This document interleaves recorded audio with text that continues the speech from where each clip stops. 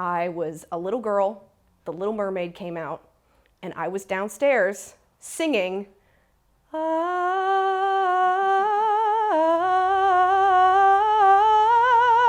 over and over and over and over and over and over. I literally must have been doing it all day. And from then on out, I didn't stop. I was like ready to go at the age of 4, Like I told my mom when I was 3 I wanted to move to New York City, just ready to go, ready to smile, ready to sing. I got the musical theater bug. I had to get on stage, and I did.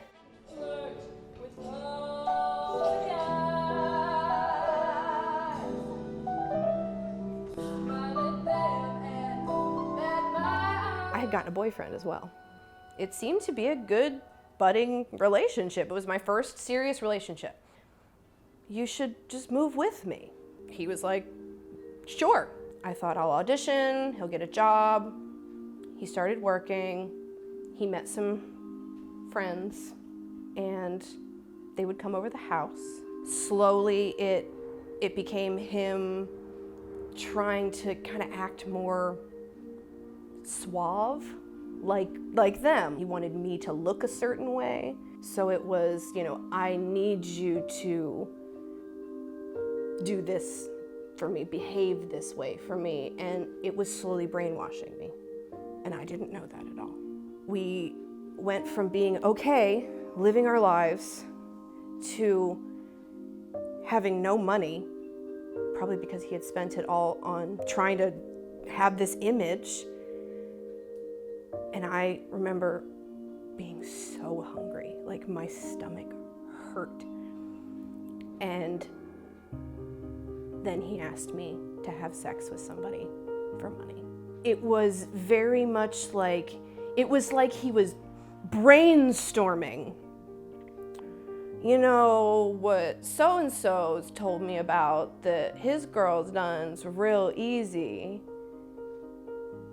is this. And somebody's coming over in an hour, so you better get ready. I don't remember saying yes, but I don't remember saying no,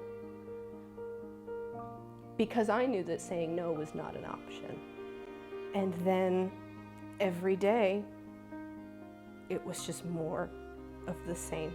I was not a person at that point, and I didn't care, because I didn't know what to do. Nobody else seemed to care, and nobody was coming for me. The only thing that I did have was my voice. And I would sing to myself when nobody was around. I would make sure nobody was around, because that was the thing that I was not giving to anybody else. I would never, that is like the one thing, like you can have everything else, but like the Little Mermaid from when I was 3 years old, you cannot have my voice. He was driving his Toyota down Highway 95. The gas light had been blinking, and 20 miles passed by. So it must have been a year, it must have been February. And I got a phone call from our leasing company, our rental company, that we owed $15,000. That's an entire year's rent. And I said, why? He hadn't paid the rent for that entire year. I thought, that is my opportunity. I want to be safe. I want out. It was pure rage in that moment.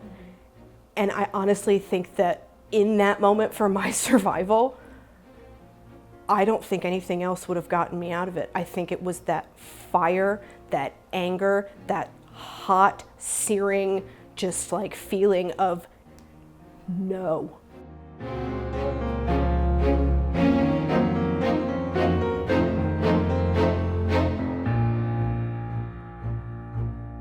I have never had a problem talking.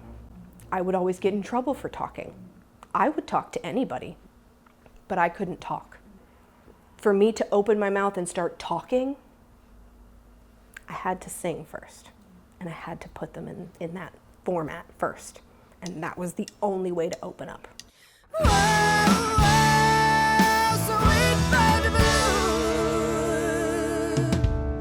Tell you now a little story about a little boy named Blue.